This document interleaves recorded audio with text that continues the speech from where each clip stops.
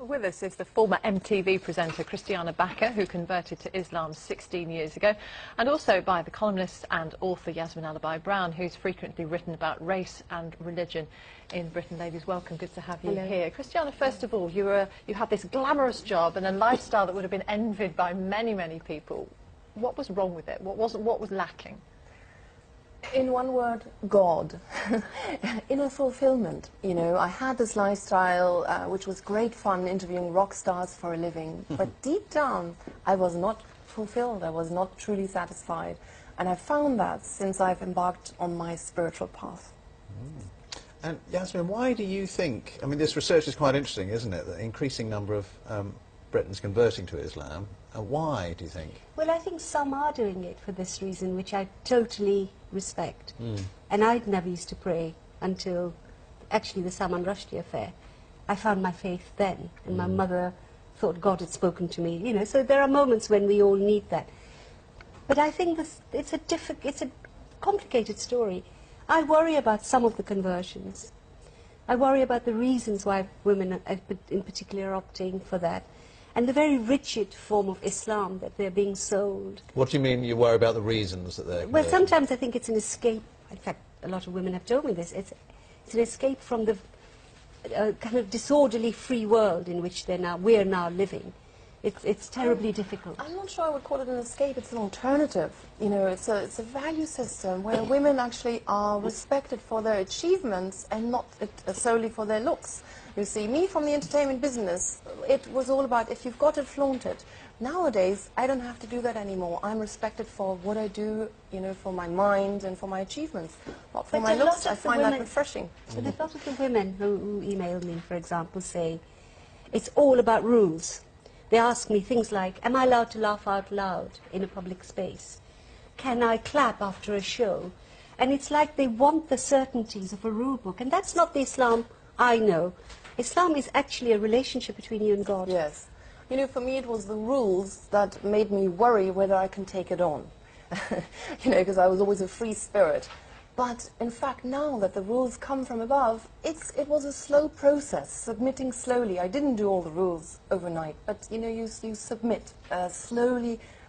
But surely you must miss some of the freedoms and the luxuries, the privileges of your old life. You know what? I feel actually liberated that I don't need crutches. I don't need alcohol to be happy. I don't need drugs. I don't need anything. I don't need to follow fashions or trends. I follow the one.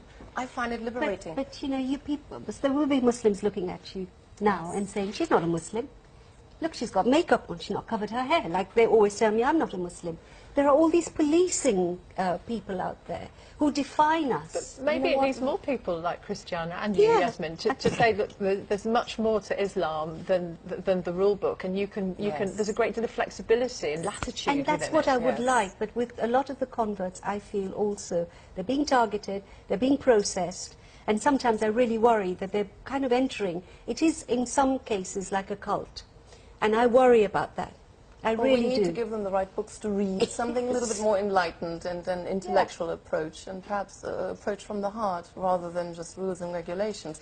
That's certainly not what attracted me. It was the nourishment of the soul, actually, coming closer to God, purifying myself, and I realized it's not an academic exercise. I can keep reading about the beauty, but if I want to feel it and I want to come closer to God, there's only one way. Get down on the prayer mat, start fasting, start practicing. But you've, as you say, been attracted almost by some of the rules and the structure, perhaps. But isn't that, in a sense, that's true of many conversions, not just to Islam, but say to Catholicism? That's what attracts people is the values, the values and the inner. You know, if you pray 5 times a day, the connection that you build with God, you know, it's a close connection.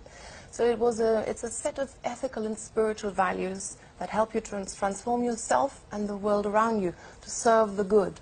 See, I think Islam has only 3 or 4 absolute essential pillars, and you should be defining your faith for yourself. And I don't like, I mean, I had a man email me today saying, I've just converted, white man, I can now chastise my wife, will the law interfere? Now look, this is not a good reason, to go and join a faith which It's men a are calling. writing to me saying only Muslim men can be real men because they can be domineering, and you know, all these other factors need to be considered. But is that because Islam's been misinterpreted? Yes. No, there is some That's your Islam view. as is practiced now, which is really of that kind. Wahhabi Islam is one of my most big terrors, I have to say. It is spreading. It's not the Islam I grew up with. My It's mother not the practiced. Islam I've converted Yes, to. but you they know. are very strong in some pockets. And I think quite a lot of women are in those pockets. And that's what my worry is, not anything else.